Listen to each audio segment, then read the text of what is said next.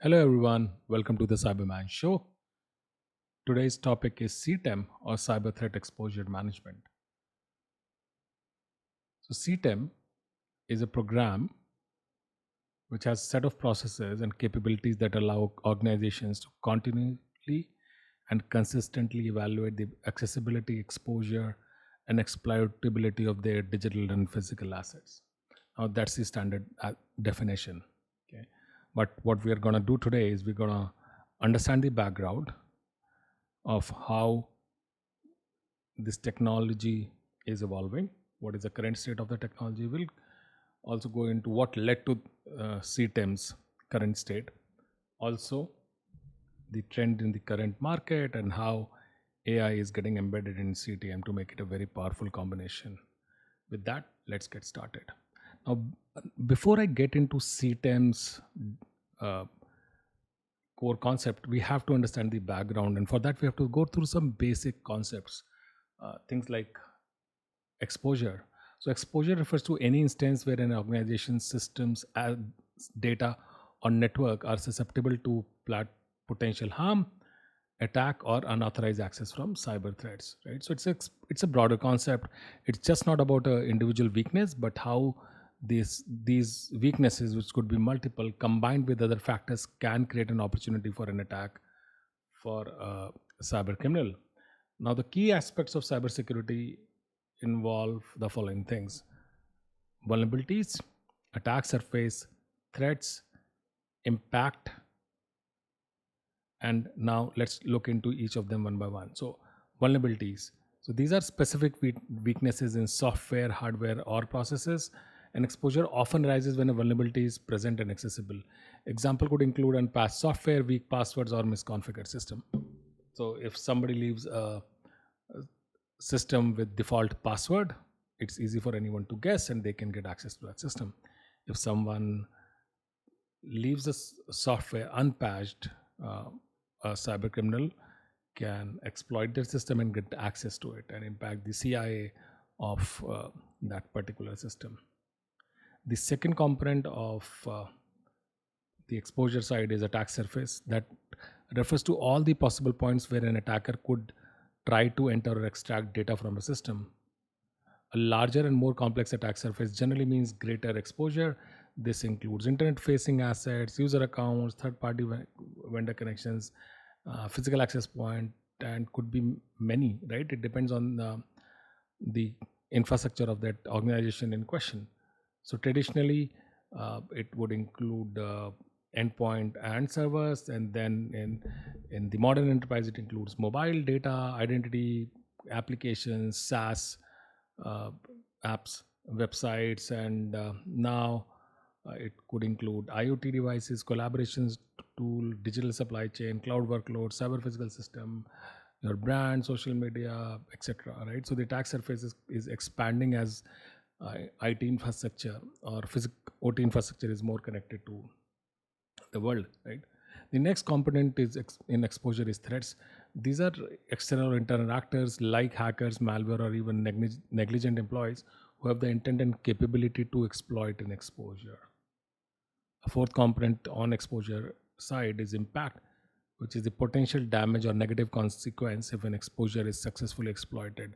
This can range from financial loss and data breach to reputational damage and operational downtime. So, how are these four things related?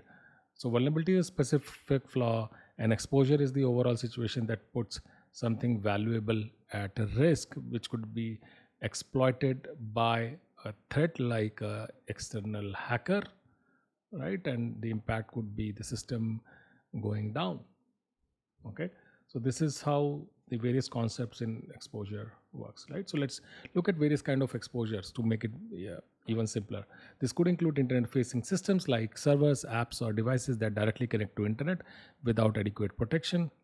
Second example of exposure could be misconfigured services in things like improperly configured cloud storage like S3 buckets or databases, unpatched software, which is running outdated software with known vulnerabilities, weak or stolen credentials. This includes easily guessable passwords, default passwords, or credentials compromised in previous breaches. third-party risk. These include vulnerabilities in the systems of connected vendors or partners that can provide a backdoor into organization's network. Now, this, for example, in my previous organization in 2012, there was a breach. Very well known breach at RSA was conducted, and a third party was involved as a entry point, because of which the breach happened. The next exposure could be unsecured networks, which includes open Wi-Fi networks or poorly configured network devices. Another exposure type could be data leakage, which is sensitive data being unintentionally exposed, for example, through misconfigured file sharing or public code repositories. So we keep coming up with these kind of breaches in last few years. Okay. Then also phishing susceptibility, which is employees who might fall victim to phishing emails, thereby providing attackers with access, right? So as you would have understood by now, there are a bunch of ways to get into an organization because of the expanding attack surface, ranging from your digital infrastructure to your employees and devices. Okay. Now, what is exposure management then? So this is a process of identifying, assessing, and mitigating potential vulnerabilities and threats to minimize the risk of cyber attacks. Okay. So essentially, it's all about understanding what you have, what are their weaknesses, and how do you secure them. So how does this work? It starts with asset discovery, which is identifying and making an inventory of all IT assets, including those that might be exposed. And a very common tool in this is vulnerability scanners. Okay, so these are tools that identify software weaknesses or vulnerabilities in systems and applications. You might have heard of vendors like Tenable, Qualys, Rapid7, very popular. They've been there for decades, right? And related process to vulnerability scanning is one, vulnerability management, which is the process of continuously identifying, assessing, managing, and remediating cyber vulnerabilities across application, workload, and systems. And typically, security team will leverage a vulnerability management tool to find, fix, and report on vulnerability. The second related technology is patch management, which is all about keeping software and systems up to date by fixing or patching the vulnerabilities using the software updates or fixes given by the OEM or vendor of that software. You might have seen your systems getting updated, your apps getting updated, both on mobile as well as on desktop operating systems and server operating systems, of course. So this is part of patch management, right? So far we have learned that to do exposure management, you have to first identify the assets, perform vulnerability scanning. Another way of or another step in vulnerability management is penetration testing, which is simulating cyber attacks that help identify these vulnerabilities or weaknesses across the infrastructure. So these could be internal teams or external team, red team, blue team, purple team. I'll give you a homework. Go ahead and Google all these terms if you're not familiar with them. Another step in doing exposure management is breach and attack simulation. So this is a methodology that requires tools that simulate real-world cyber attacks to test security measures or security efficacy of the current technologies, including both prevention and detection systems. And these systems have become really popular in the last few years.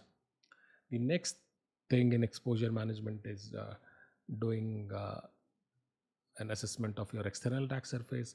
So this is a category of tool called as EASM, external attack surface management tools, that continuously scan and discover internet-facing assets, including that might not be known to an organization's official IT inventory. You could call them shadow IT. Okay, this could include IP, search, domain, cloud-facing assets, exposed emails, etc., or lead credentials also. Okay. Now, what is then internal versus external attack surface management?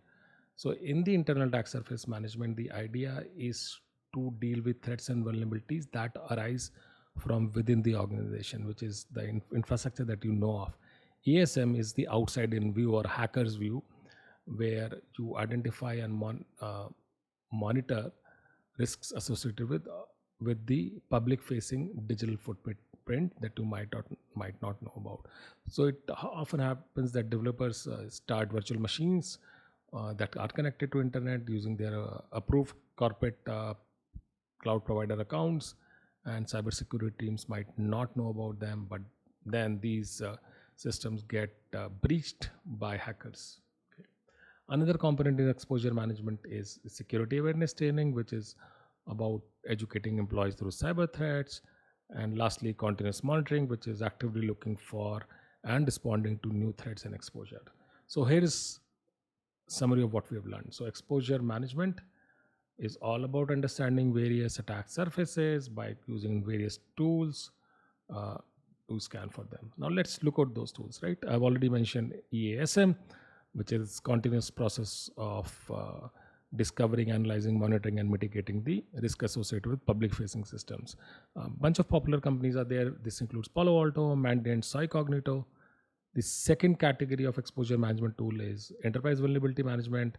This is doing a scan of your managed assets and finding vulnerabilities in them. Popular tools include Tenable, Rapid7, Qualys. The third category of tool is cloud vulnerability management. These are new tools.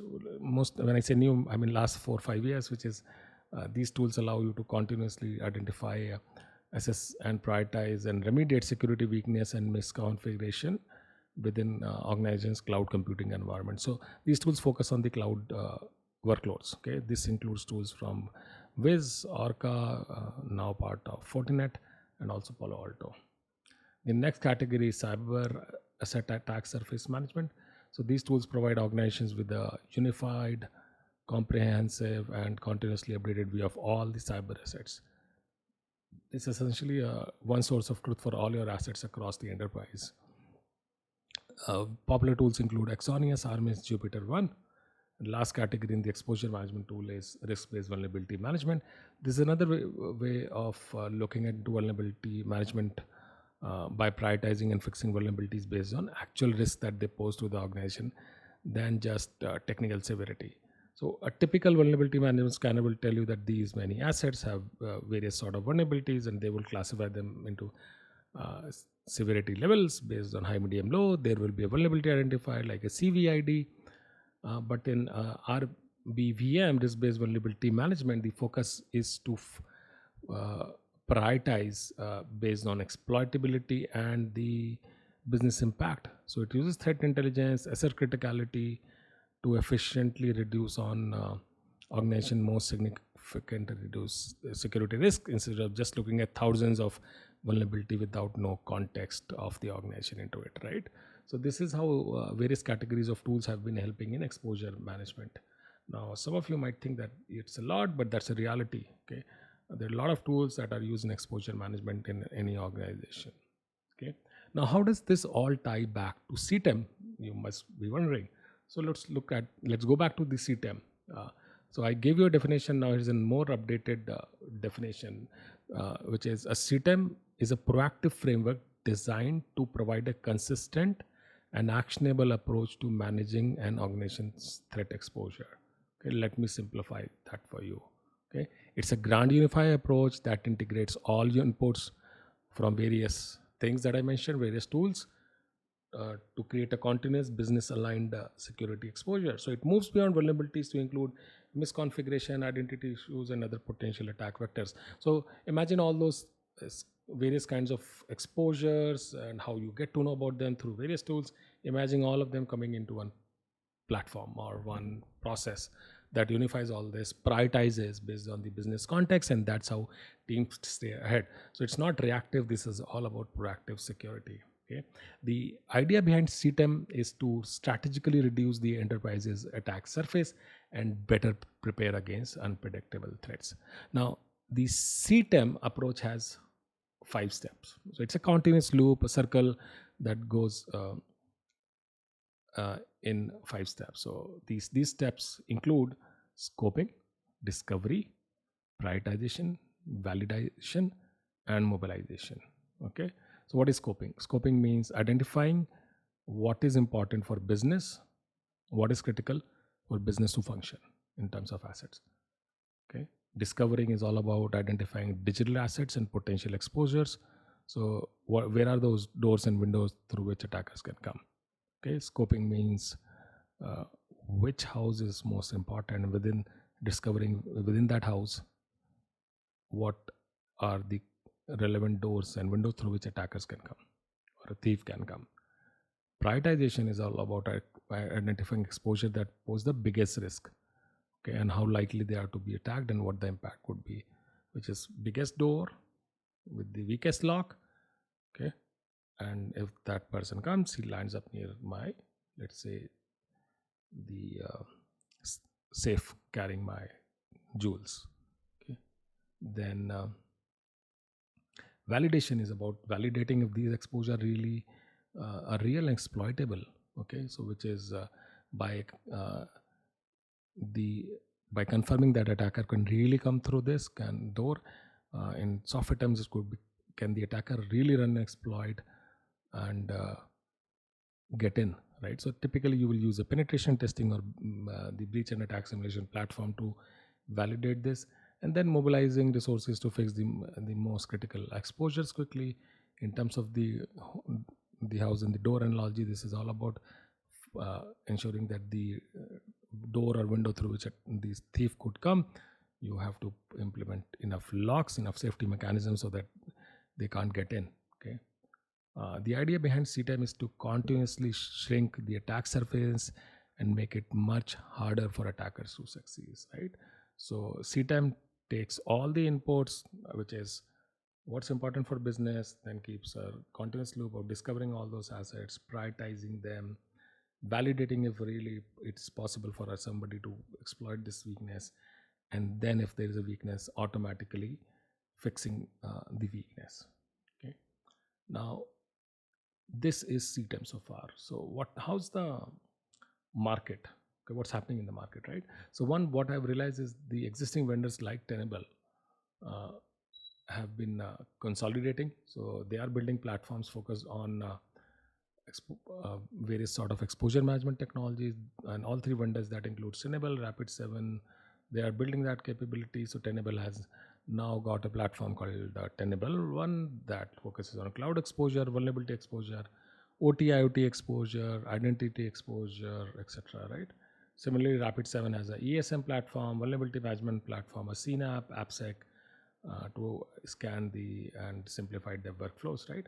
And similarly, Exonius has built a platform for consolidating assets across various IT infrastructure technologies, understanding exposure, understanding identities, inventorying your SaaS landscape, their risk, etc.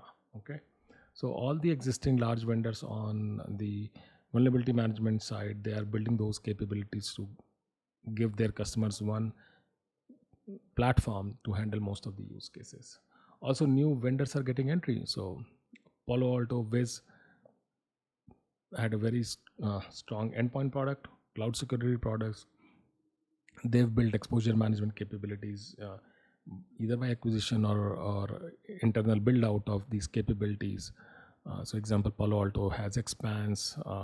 They have vulnerability management capabilities both for known assets on our workstation as well as cloud from the Cortex Cloud, Prisma Cloud capabilities. Wiz has also got similar capabilities on the cloud vulnerability management and workstation vulnerability management. CrowdStrike, all similar capabilities. So these are large companies that have a strong endpoint product, and they build capabilities for EASM or acquired capabilities on other technologies related to exposure management, right?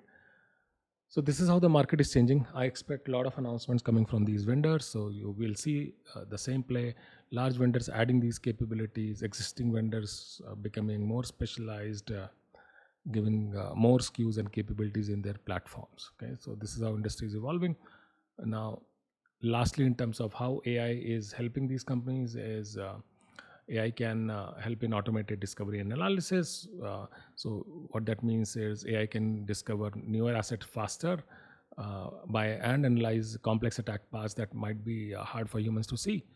I've seen examples where AI could scan the asset exposed to internet, understand the vulnerability of that asset in software terms, check the connectivity if it is connected to internet or not, also fetch business criticality from CMDB database, and then if that requires automatic handling. It can create a ticket in a ticketing system like ServiceNow, or automatically shut down a service based on the capabilities, or even give recommendations from the product documentation.